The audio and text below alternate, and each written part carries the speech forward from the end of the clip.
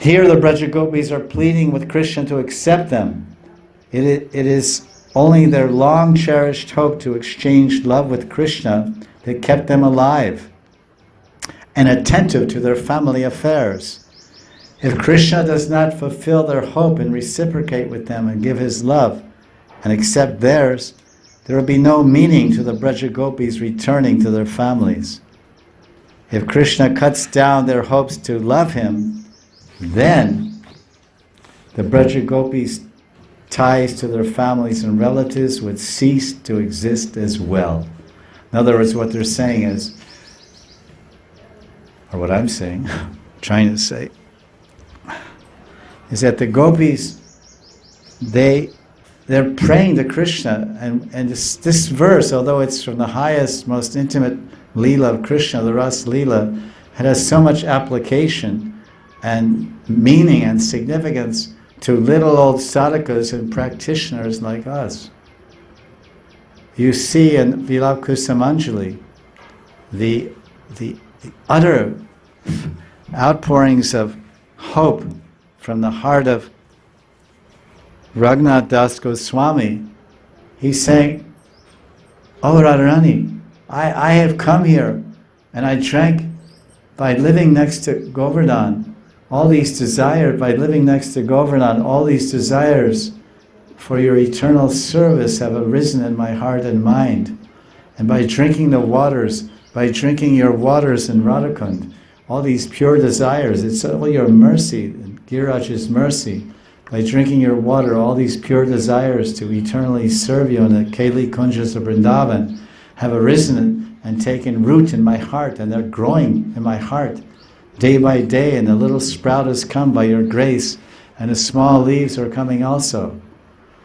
And so Raghunath Das Goswami is saying, but don't cut down my desires, ma chindya, which means not chindya. Don't cut down my long cherished hope, Das Goswami, because if you don't give me your darshan, if you don't show yourself to me, then my hopes will be shattered, my ashabandha will be destroyed, my whole life will be meaningless. What is the meaning of all my bhajan? I lived here so long in Radhakund serving you and worshipping you, and if you're not going to reciprocate with me, and you're not, it's just, Raghunath Das, as a sadhaka, he's a Nitya Siddha Manjari of Radharani, Tulsi Manjari, Rati Manjari, but he's praying in his Vilapa-kusumanjali, he's lamenting, he's hankering, he's crying out in his ashabandha. So it's so much anukulya for the proper abhiman, for cultivating the proper mentality of a Raganuga sadhaka, aspiring manjari. So he's 500 years ago, Das Goswami Pad is in the same mood and same outlook that the gopis are in this Rasa Lila chapter 29 verse 33. 5,000 years ago.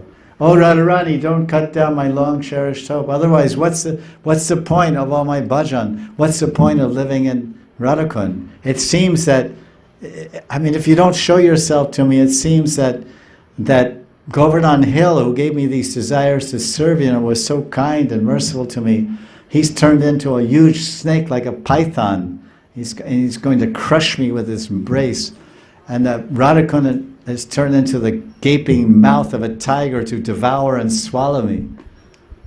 This is what he's saying in the Sanskrit, So this is intense. This is Gopi Bhav. This is Gopi Bhav, Manjari Bhav, Gopi Bhav. This Rasa Lila verse 10:29-33 is Gopi Bhav. So where are they and where are we? Where are the Vraja-gopis and where is Das Goswami Pad? We have to come to that level and that intensity, that feeling and that thought and that identity. So by and by, as I've heard, slowly but slowly, dire dire, we will go to that extent of self-realization by the mercy of Guru and Gauranga.